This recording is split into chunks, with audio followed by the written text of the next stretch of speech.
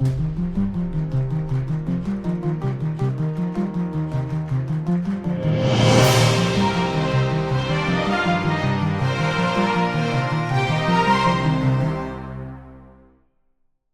welcome, and thanks for listening to Carbon Cli-MATES, an energy podcast dedicated to discussing all things energy, carbon, and sustainability. We also like to talk about what's getting hot, aside from our planet. I'm your host, Enya, and today I'm joined by my carbon climate and co-host, Orla. Hi, thanks for having me on. Of course, of course. So we actually know each other through a previous podcast guest who recommended you, and I was like, yes, of course. But yes, that would be okay. I was going to say Max's episode title, but I'm still working with it. Like it has to be It's a pun-based. difficult one. It is, and like how do I merge the Xipsy in there? Yeah. But yeah, no, thanks for coming on. It's great to have you. So you work for ARUP, and you are a former structural engineer, and former structural engineer, and now you're more in the role of sustainability engineer. Mm-hmm. But yeah, so we'll be delving into that shortly. But yeah, can you first tell us what are you doing this weekend? What have you been up to? This weekend I'll be recovering from last weekend. I'm still in Okay. bank holiday mode. That was lovely, and I'm starting to become a real advocate for a 4-day week because Yeah. I got so much done. Mhm. So yeah, I remember like when it was like the serious discussions, like companies are going down to 4-day weeks. I'm like, ooh, yeah, that's nice. I genuinely thought it was going to happen, but I doubt it. Like flexible working is quite enough for now, I think. Yeah, you work it out where it's like, okay, I get like 18 holidays. I'm gonna book every Monday off until not until. Yeah, I know some people who do that. They book every Friday in the summer off, so they just have like 8 4-day weeks. Oh, I right, think that's a okay. great use of leave. Oh, very good. So yes, so your job title now is sustainability engineer. Yes, although there's a bit of back and forth with that. Okay. So I got into it through the London team. Mhm. So maybe spoilers, but I started off in the structural team in 2022, came on as a grad. Mhm. And then that was September 2022. And by Christmas, I think I'd agreed to do a secondment with the London team. Mhm. So we have a London team that handles like carbon assessments, BREEAM, all of the sort of sustainability aspects, and they were looking for people to come into their life cycle assessment team. Mhm. And because I'd done a placement in ARUP before, so I did my 6-month uni placement there. And while I was on placement, I did my bachelor's dissertation, which is a terrible system, by the way. Right. To have to put one laptop down and pick up your uni laptop and write a dissertation in your evenings. It's just never And ending. it's- Like, yeah. my So goodness. if anyone from Trinity is listening, can you change that?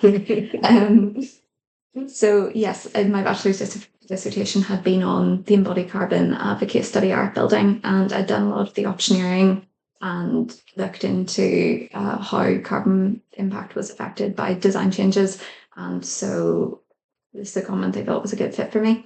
And I started that in May and never left. So to round back to your question, everyone in the London team is a sustainability consultant. Mhm. Whereas in the Belfast team, we thought it would be better if I stick with engineer just because it fits better with my degree and my experience. Okay, yeah, very, very interesting. Very interesting Yeah. stuff. So how long have you been in this sector? Really tricky question. So officially sustainability team since last May, so a year. And then before that, 6 months in structures plus a 6-month placement. And before that, I worked in a newspaper, so completely different. Wow, like that's very interesting. I know you probably can't say which newspaper, but what like part of the newspaper is it? Like I was the picture desk. So I was the picture desk cover on a Saturday, and I used to come up from Dublin because I went to Trinity College Dublin. Mhm. I used to come up on the bus on Friday afternoon and work most Saturdays and then get the bus back down. But it was such a nice and interesting and well-paid part-time job, Mhm. and it was so much better than working in the bar, Yeah, which I'd done before, that I just kept at it and did that most of the weeks of my 5 years at Trinity. that is so good. Are you really good at placing like picture placements? Like, say if you're designing a report, you're like, no, this goes here at the center or Yes, I like to think so. It was a really strange job. So it was like, I remember getting a request. You would have to find suitable pictures for stories. And I remember once they wanted one of Justin Bieber looking particularly like a lizard. Oh my So, you know, you could spend an hour being like, does he look lizardy enough? I'm not sure. Oh my goodness, like that's class. I miss it sometimes. Are they hiring like, you know? No clue. Oh, like brilliant. To see when you were at school, Mhm. did you ever envisage yourself in this role? Oh my goodness, it's no. No, I remember because I was very kind of into art and music. I remember that anytime there was like a STEM event, me and my friends used to roll our eyes, being like, "Ugh, STEM! There's so much focus on STEM. What about STEAM?" So I was fairly good at like physics and maths, but it wasn't my passion. And I was actually torn right up until my A level results came in. So I applied through UCAS and through CAO. And this was my genius thinking at the time, was that I'd apply for engineering courses through UCAS. And my top CAO choice was actually history at Trinity. Okay. So UCAS, I think my top choice was structural engineering in Edinburgh and structural engineering in Queen's, and then CAO was Trinity history. And my A levels ended up flipping. Okay, yeah. So I did not get what I wanted to get.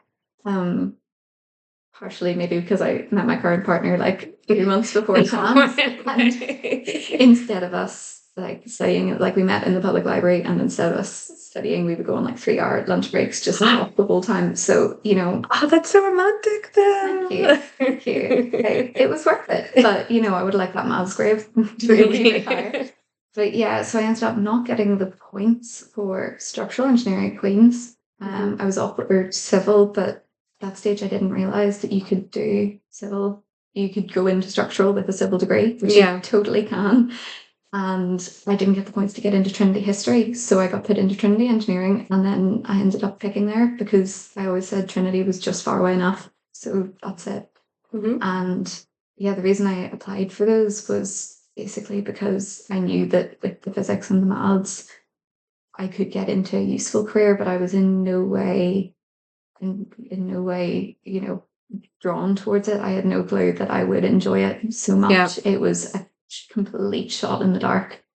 Complete shot in the dark. That's really great to hear. And that's like kind of like the point I want to bring across this podcast. Like you can get through like into the energy industry, into the engineering industry through like any kind of like any pathway. Like even one of the pathways I kind of realized, and I was like, oh, that sounds really cool. The like part-time apprenticeship.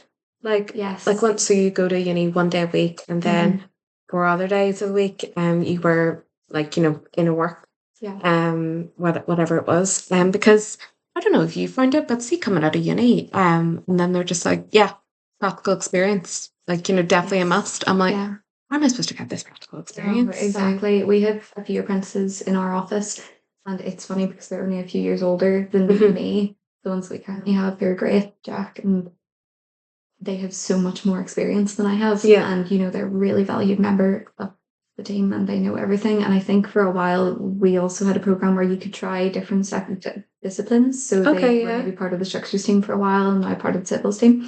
So they've gained all of that experience. They don't have a student loan. But it is a longer process. Obviously. Yeah. And I think that's why placements in uni are so valuable as well. Because I always saw it as partially my 6-month long interview to get into ARUP, but also the other way around. Like if I didn't like them, then I knew I didn't have to back. Yeah.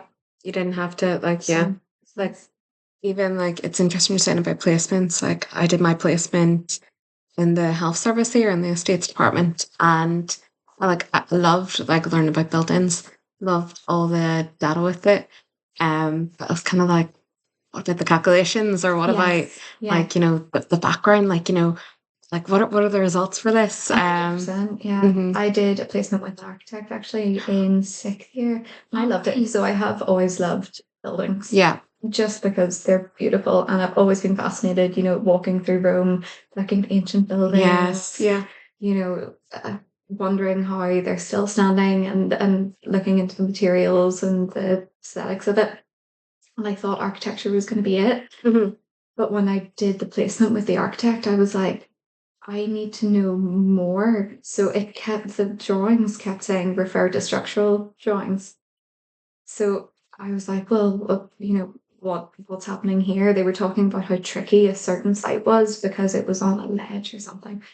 Didn't understand it at the time, but I was so interested and they couldn't tell me. And then they were like, well, this is what the structural engineer does, and showed me a page of calculations to scare me. And I was like, no, I kind of get that. Like, those are the moments that we've done in physics class, and it all kind of made sense. I was like, right, we'll do that. Give that a try. Let's go do a 5-year degree. Let's see if that works. That's kind of like it's funny, and it's really great that you're like, okay, I find like, that type of work, it's like if you find a connection or you're like able to connect with people, it's like, do you get this? And you understand it so much better. You won't mind me saying this, but my partner is a architect, and so he and like we kind of work hand in hand with architects. And I was going to him, yeah, like, do you, like, did you check the ASBM for that? He's like, someone else in the office does that. I'm like, okay, great. Thank you, Matt. I'm like, brilliant. Yeah. No, so yeah, that's really great. Like, thank you for telling us about your background and experience. Yeah. No worries. So just a bit more about yourself, because I'm really excited to get this episode because you're involved in so many sectors. So you're like, I say things like this, you take a deep sigh, you're like, I wear many. Yes, I have many things. Yes. So you're a sustainable engineer with ARUP. Yeah. And then you're also the past chair of we were just talking about this before the podcast episode, Struct E. Yes. Like, so that's the Institute of Structural Engineers. Yeah, nailed it. Yeah, okay. And is it Institute of Structural Engineers Ireland or? No, Struct E is just Institute of Structural Engineers, and then I was chair of Northern Ireland and Ireland. So for the first time, we had a combined young members group, which was a really interesting process. Especially seeing as our parent committees were still separate. Oh, okay. That's class. But brilliant. So yes, you're back to it. So the iStruct, yes, I'll edit this in. Okay, it'll be fine. Sustainability engineer, RF, and also you're involved with STEM activities. So STEM, science, technology, engineering, mathematics, but there's the STEM organization NI, and they do a lot of wonderful activities around trying to get different, I want to say just secondary schools, but I'm sure it's primary schools as well, but like school children from like no age to maybe just before uni involved in kind of the STEM areas.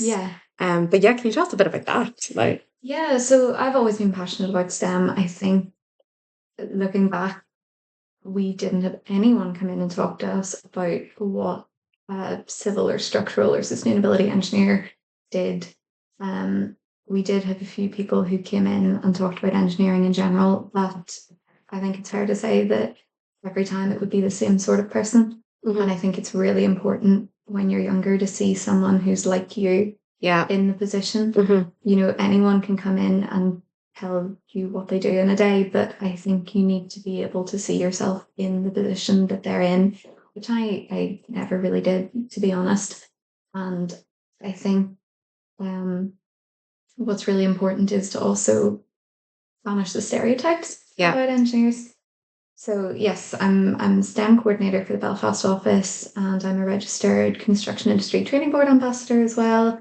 So I'm registered STEM Hub NI ambassador. So we do a lot of activities through them. They're really great at coordinating things. And then also through the institution. So Institution of Civil Engineers is great at getting large groups of secondary school children, usually around options age, to come in. Like, there have been a couple of events at W5 to introduce them to civil engineering, and I've really enjoyed taking part in those and speaking, and also integrating current projects. So I think that's where you really get children and students' attention, is when they can get a grasp on what's going on. So we have the big Belfast Transport Hub project. So everyone knows that giant new building in the middle of town, which is shutting all the roads down, and will be very lovely and glamorous when it opens up. So they can relate to that. And then similarly, like, we have Belfast Stories project coming up. So it's going to be a new museum, that the big new museum that's going to open in the middle of Belfast will definitely tie into local schools and show them how we go about the process. That's really great. I think it's like so important at that age to get people involved or like interested in this kind of area. Yes. Yeah, because like you're saying yourself, like I can't remember anyone really coming in or being like, oh yeah, like I want to do that. Like I was kind of told, it was kind of told, oh, engineering, like good job, and I'm like, Good job. yeah, Good money. good- Sensible. yeah, I'm Yeah. like, oh, yeah, I'll go do that. Like sure, like And the stereotypes persist. So I think it used to be that you didn't see any women in engineering, and that's no longer the case. And I feel like students are aware of that. They don't think that they're going to be the only female. yeah, What's also important, I think, is that it's not just one type of person. So I remember going for my first job interview, and a friend who I love very dearly, but it just shows how stereotypes are ingrained even at university, was like to me, consider being a little less yourself. She is lovely. She didn't mean it. She's also German, so she's quite direct. She said to me essentially, I don't take myself too seriously, and I'm quite chatty and bubbly, and I like that. That's who I am. And essentially, people think that you have to be extremely serious oh and yeah, wear chinos, and you're not allowed to make any jokes, and everyone goes in and puts their head down for the day, and that's just not what engineering is. I honestly feel like people work so much better under like someone's like I can go to them like Yeah. they won't like oh my goodness they're so strict they won't shout at me if I make a mistake where it's like like whereas the people like maybe not that I'm not gonna say that I would manage but like if anyone like has an issue and they would come to me Yes. like I'd be like okay, what's the crack like what's up lad like Yeah, exactly. let's sort this just being friendly and like being approachable like it really helps And a team needs diverse personalities or it's not going to work. A company exactly needs that. yeah for all the same person it's boring Very good. but yeah no that's great thank you for the introduction on that on like the STEM. I'll post a link to STEM in the episode description that people can click on if they would like. I've done this for the past couple episodes, but I'm not too sure if the links are getting through because like when I go to click on it, I'm like, why can't I click on it? It's so fulfilling. It honestly is. And you only have to do one activity a year to keep your membership okay. open. So you get all of the newsletters, you get told about all of the events. You have to do very little of it yourself.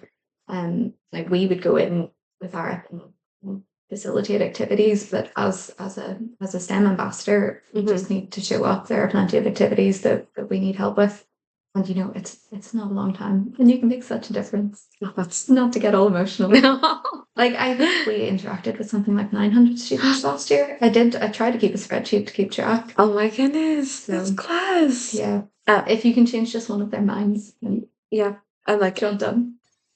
That's class. That will go on the like with these episodes you can say we snippets of like you can like as a preview of the episode but that'll be the preview. No, I really have to check my stats. That's where I got information. It's like let's fact check. Oh so we've talked about the activities you're involved in and your role as a sustainability engineer. So we're also like as sustainability engineers at BPP Energy here as well. See at ARUP, how often like does your job fluctuate from day to day also or like kind of the role or just what you're involved in? Yeah, so I feel like it's really self-steering in terms of your career and even what you want to do day to day and what projects you want to get involved in, which I love. There's also a little bit of pressure, but if I wanted to just do my life cycle assessments, which are so lovely and I love with all my heart, but if I wanted to do those day in, day out, I could. But I want to add more strings to my bow, and it's very easy to turn around, especially in a larger company, and say, like, just throw anything at me. So at the minute, I'm getting involved in like reviewing BREEAM evidence. I've done a bit of energy modeling. Okay. I want to get involved in well assessments and this year, essentially, if something comes into the Belfast office, I want to give it a go, like any aspect of sustainability associated with it. I want to try and take on, because so many of the projects I work on are based in London, because for the likes of planning, you have to have such high sustainability credentials. And for example, you have to do a life cycle assessment with the GLA referable projects in London to get through planning. Yeah. So, there's much more of a push there, whereas I think locally it's starting to change, but I want to get more involved in the local sustainability atmosphere and, you know, people in local projects. That's what we're finding about the the VLCA. Like I think remember when that like first came out a couple of years ago. Yeah. Unless we were like, what is this? And then it's like, oh, there needs to be a proper structure for this. And it Like takes an unbelievable amount of time. Sometimes completely reliant on the design teams, but yeah, because you're collating so much information. And you're constantly chasing to make sure you have the right information. yeah. And then talking about fluctuation, you know, a spanner will be thrown in the works. Like for whole life carbon assessments, we use the RICS, Royal Institute of Chartered Surveyors, professional statement. So that's the closest thing we have to a standard, like a Euro code that you would use in design. Last one came out in 2017, I think, and it hasn't changed. And then as of July this year, they've got a revision. So it's gone from 44 pages to about 144 pages. Oh my goodness. And the process has changed, categories have changed, and every RICS scope LCA, which is all the GLA referable projects, will have to be done by this new standard. So, you know, talking about fluctuation, everything, how I do everything will change in a few months. So trying to keep up with the industry changing is definitely a huge part of my job. It's very like one of the big things I want to get done here because you probably noticed like from like working in London and then seeing the London progression around energy regulation in terms of energy modelling for commercial buildings we're pretty good in that we do like we've got the like nearly zero buildings document and all. See for domestic the energy assessment market is so behind in that they're like so you probably have you come across SAP 2021 and SAP 10. So that's the new energy software they have to use in England when you're putting in a domestic property. See for here, it's called SAP 2009, and because it came out in 2009, and it hasn't been updated in about 15 years, and it's just like wow. And you know what? It'd be fine. Like, I'd be like, right, okay, like, this will be updated soon. They're planning to update it next year. But it really pissed me off because with your EPC rating, like, and you probably know, just bought a house, so you probably know, your energy rating, like, it can possibly entitle you to a green mortgage or cashback options. If you get like a high rating, and then because our software is out of date, like, hold on, like C's and B's could be B's and A's. Like we don't know. You can't know something unless you measure it. Yeah, exactly. Yeah. I always feel like we're a few steps behind, which I think most regions are. But you see the likes of people have been talking to Glasgow City Council about implementing embodied carbon assessments for high-rise buildings, and people are starting to catch up. And I find it sometimes frustrating on the London calls because they say for a standard take 25% GGBS replacement of cement. And I'm like, hold on. CEM 1 is what we use here, on the vast majority of projects. They're not replacing any cement. But it's hard to keep up with, and then something will change. So this time last year when we were doing our optioneering process for the LCA, you take the design as it is, you model it, and then you identify top contributors and high impact materials, and you try to liaise with the design teams and go, okay, how can we reduce this? What are our options here? It's the optioneering process. So this time last year we would have been prescribing high amounts of GGBS, which is ground granulated blast furnace slag. Okay. Thanks. There's that one. So high contents of that, because that reduces your cement. And that was getting us amazing results. Like the embodied carbon was shooting down. Everyone loved it. It was a silver bullet. And now, more evidence has come out saying, okay, this is actually a constrained material. So you using high volumes of this isn't actually impacting the world's carbon, because the amount of steel being produced, GGBS is not a byproduct of steel. The amount of steel being produced is still the same, and overall the climate's in trouble. So all of a sudden best practice is to use no more than 25%, and it's so hard to keep up with all the industry guidance coming out. It really is. It is mad. It's very interesting to talk to someone else about this, because you often find you can talk about people like in your own company, they're like, okay, they understand, but then someone outside, you're like, ooh, Yeah, but even between different consultancies, so other LCA assessors may not have come across guidance yeah. and may still be saying, up your GGBS to 50, we can get you a great, scores rating if you just increase it. I only found out recently about recycled content steel. High recycled content steel, if you put it into one click, software we use has a low embodied carbon value. Yeah. But because steel is a constrained resource, it's not actually reducing the amount of carbon produced in the steel industry. Right, okay. Because even if you're increasing the recycled content of your steel, more primary steel is being produced elsewhere to make up for that.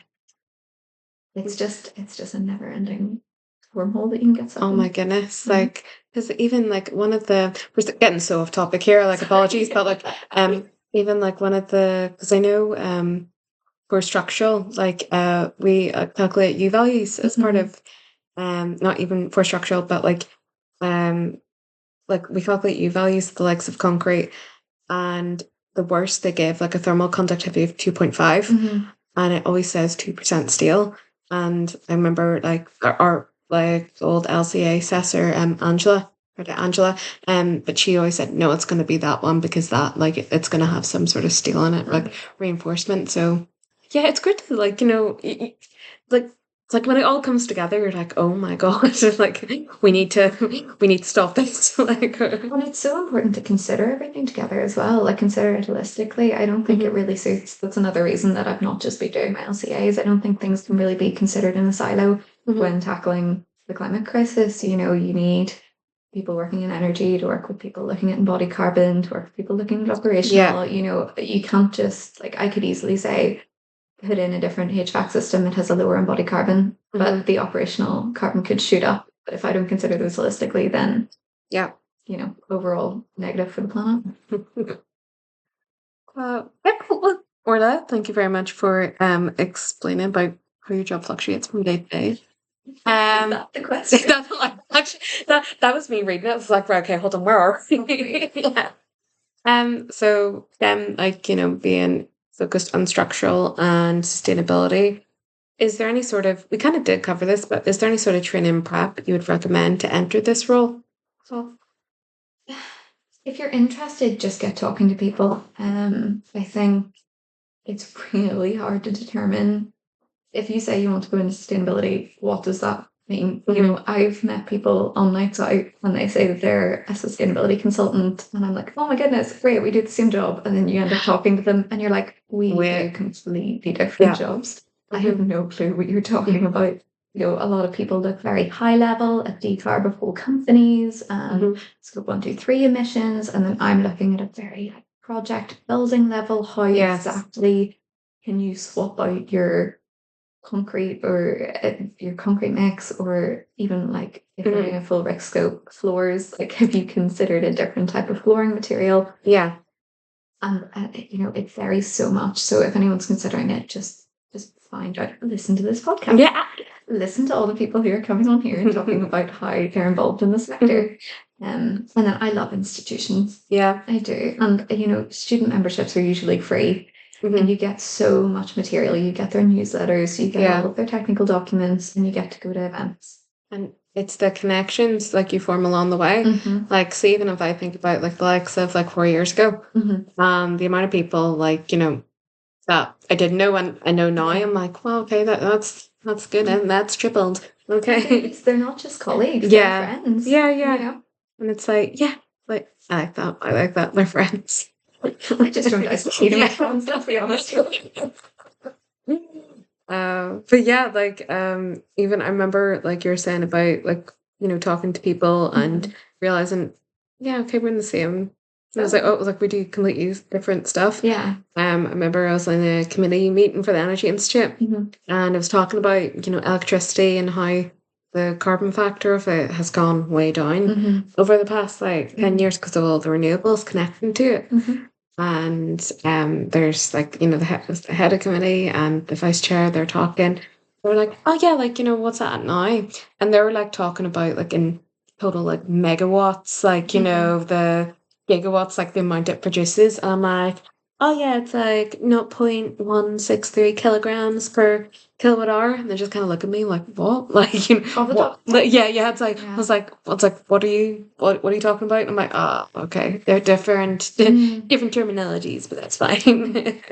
I do. If anyone wanted to, find out more about what a life cycle assessor does, if you're looking into that aspect, the first thing I read on it was how to calculate embodied carbon, which is produced by the Struct IE and is written by Will Arnold, who used to be ARUP, and Orlando Gibbons, who is ARUP and who's in my sustainability team in London. And they just set it out.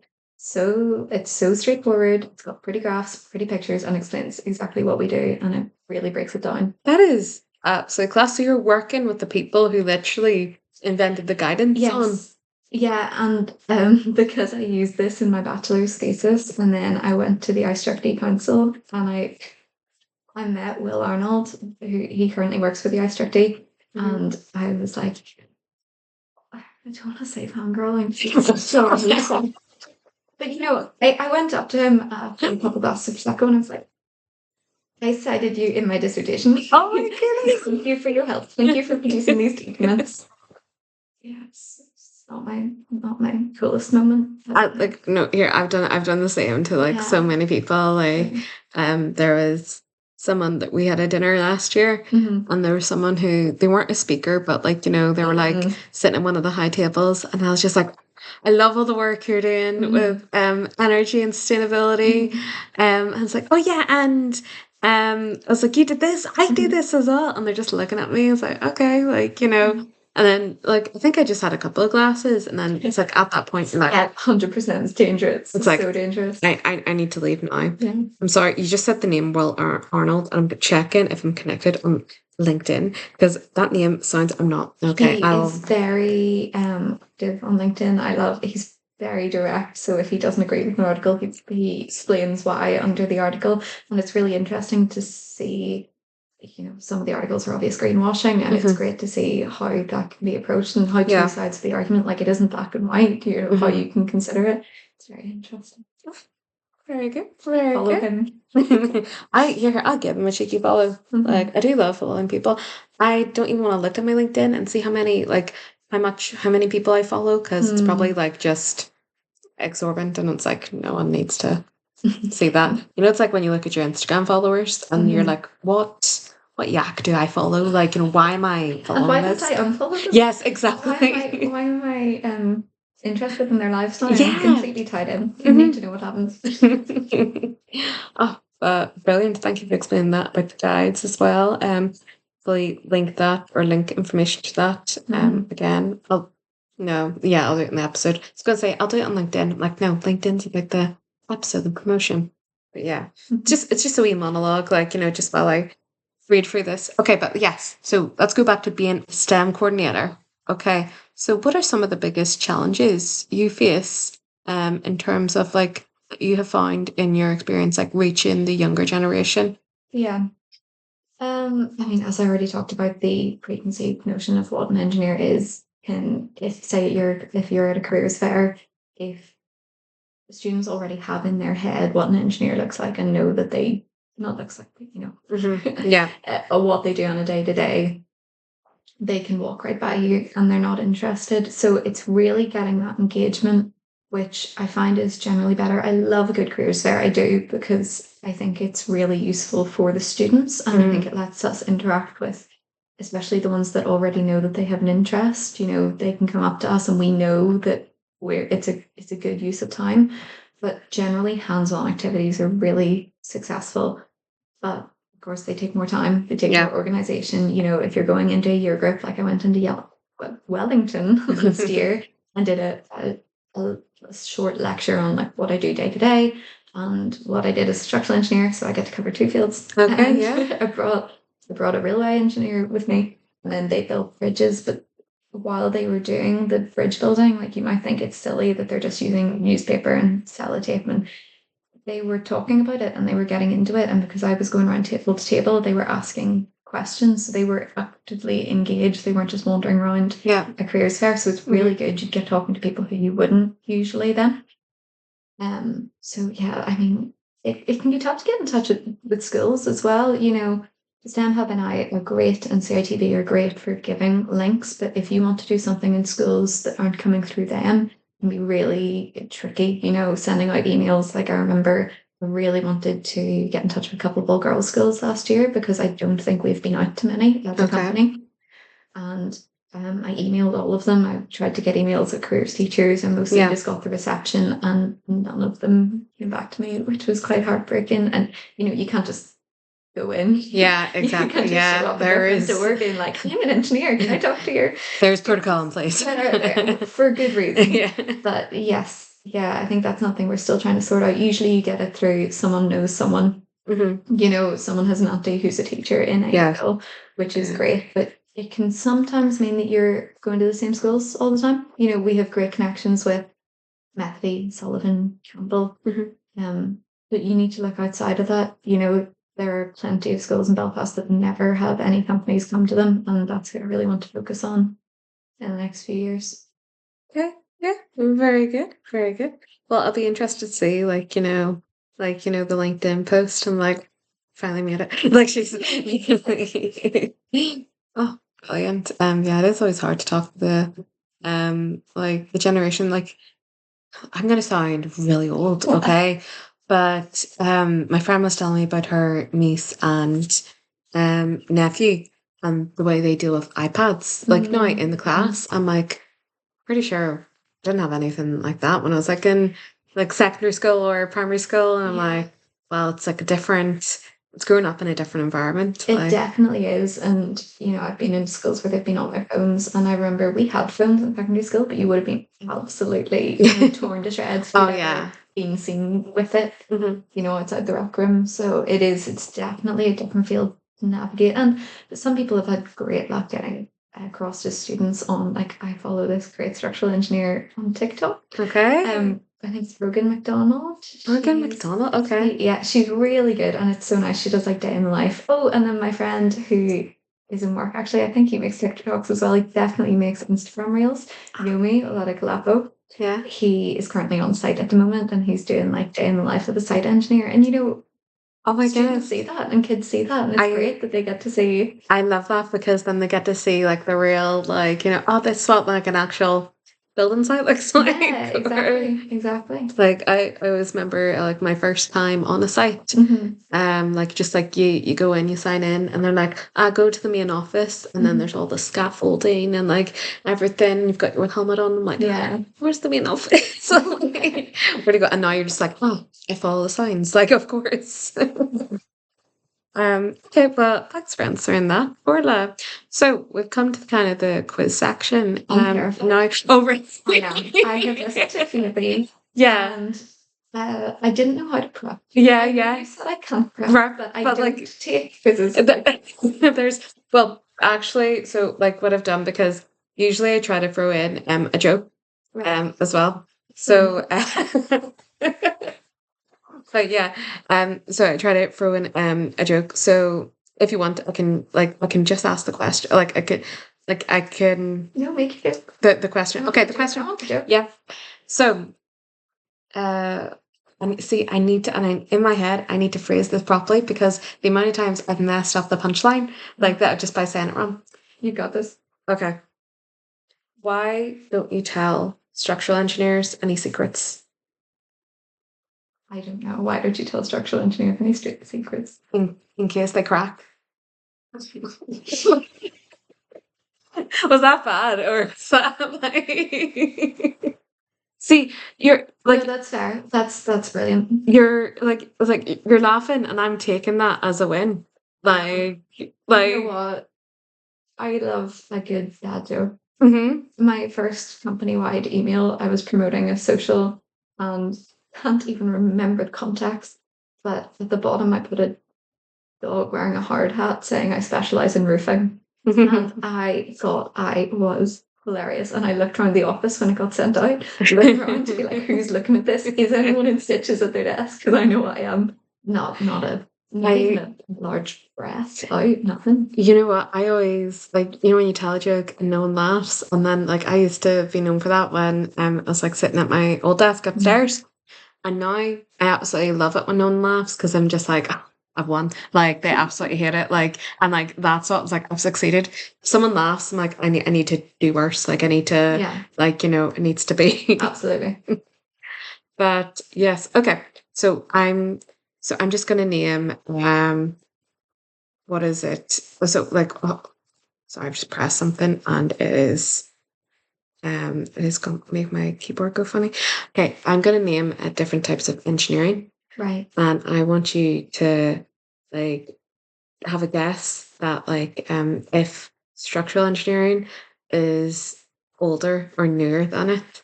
Okay. Okay. Yeah. So Structural engineering, like, where did you get your date from? this well like that's the thing I'm like working on.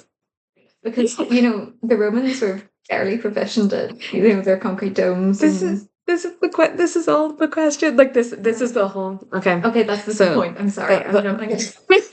You so, it's a quiz. I need to get 100% or else my ego will be wrecked. so fire engineering. Ooh. What? Fire because people have always, three little pigs, Yeah. people have always Yeah. designed to three little pigs But you're set it on fire. Although it would have been more effective if he had instead of like blowing and huffing and puffing. Okay. Fire engineering is newer than structural engineering. Correct. Yeah. Mechanical engineering. Newer, way newer. Yeah. Electrical engineering. And way newer, yeah. Yeah. Way newer than mechanical. So there's like you probably get the point now. But like so structural engineering is one of the oldest forms of engineering. Mm-hmm. I'm saying this to you. I'm also saying this to them, but like that's like of course you know this. You're like it's in your role. But it's dating back to the first instance of they consider it dating back to the first instance of the likes of tree branches being lashed together Mm-hmm. form like shelter as like a form of structural engineering. And like when I kind of seen that like comparison, I was just like all I could think of was Winnie the Pooh and like Eeyore's like house and all. My boyfriend hates it when I say that structural engineers have to do their jobs right because if we don't, then people, Yeah. Yeah. and if he makes a mistake, then people might be slightly cold. Like, I know that that's not, and I know it's not fair, Oh my and I goodness. sit in the mechanical team, but priorities. That's it. That is such a trump card as well. Like, yeah, you're like, I'm deciding if this building stands or not. Okay. Mm-hmm. What are you doing? Okay. Also, a structural engineering course will totally let you know that. Like you'll be told from day one about instances. Like there was the hotel bridge, I can't remember, I think it was in America, where the bolt placement was out by 2 to 4 mil and it was like twice this year and then the bolt collapsed and then like 100 people. It wasn't good. And you get told this like weekly and just they're like, no pressure, but if you make a mistake, this is what happens.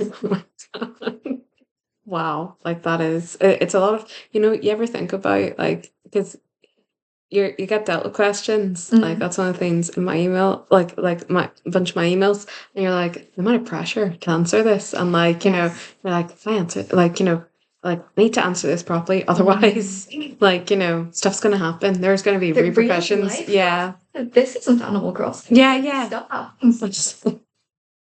Okay, well, I hope you enjoy playing. I've just thought of a title of it now. Okay, it's called "If You Build It, It's Tons of Fun." Like like. If you build it, they will come, like from Field of Dreams.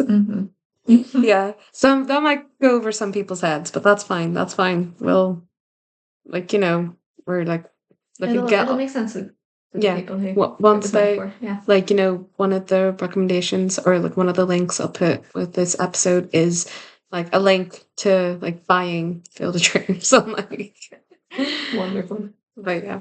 Okay. So next question. So.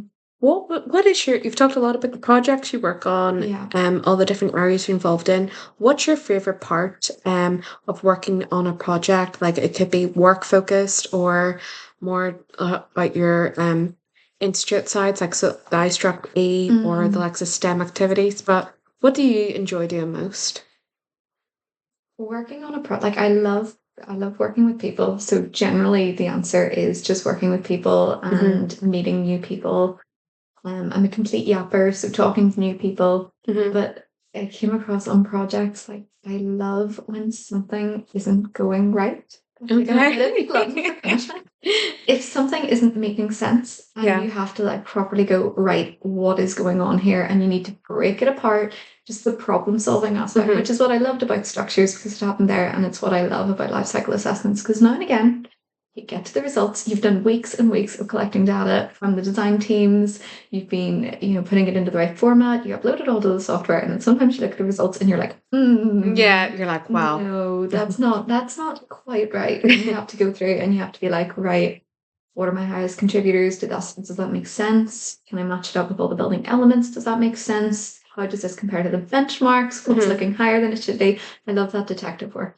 That's a detective work. That's like, I'm kind of I'm not going to say I'm the same. I like an easy life. Okay, I do. Yes. Like, No, I don't like that happening all the yeah, time. oh, yeah. And again, just keep me on my toes. Great. Yeah, because like you get to investigate and you feel like a proper, like, why is this happening? Like, yeah, a detective. I love detectives. Closest we're getting to spyware. Yeah, exactly.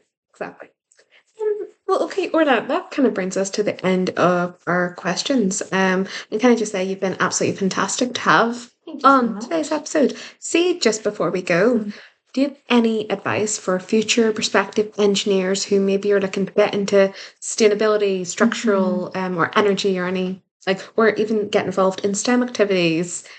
Yeah, well, what I said before about getting to know people and making connections, it really is important. The networking side of things, like people roll their eyes when I say networking. And a couple of guys that I've talked to in the office are like, "Oh, that's my idea of, I hate networking," but it is so important. And you find out that people are just people. It's not a big scary corporation. They're all just people, and a lot of people they don't know everything, even if they seem like they do. Yeah, everyone is kind of treading water.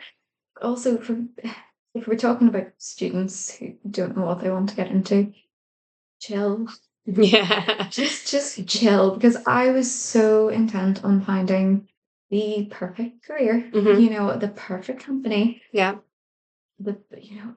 People expect to get so much fulfillment from their career, and yeah, that's great. Like I find my career very fulfilling. I really like my job. I really like what I do. But, if you're just coming into the industry, a job can just be a job. You can be getting a taster for something. You can go into a company and you can leave it and you can do something completely different. I know so many people there's people in my team that started out as accountants. They're wow, okay. We had mature students in our degree who just they'd spent 20 years in one career and wanted to make the switch. And at the end of the day, if you do go into something and it is just work, it's allowed to be just work. Yeah. You can do that and you can test the waters and you can find other things. You can do secondments like I did. There's no right answer. You're not committing yourself to something for 50 years. So just take a plunge, do whatever you're interested in, learn more about it if you can, and then just try to enjoy it. And in terms of work-life balance, concentrate on life. Because at the end of the day, that's what you'll probably look back on.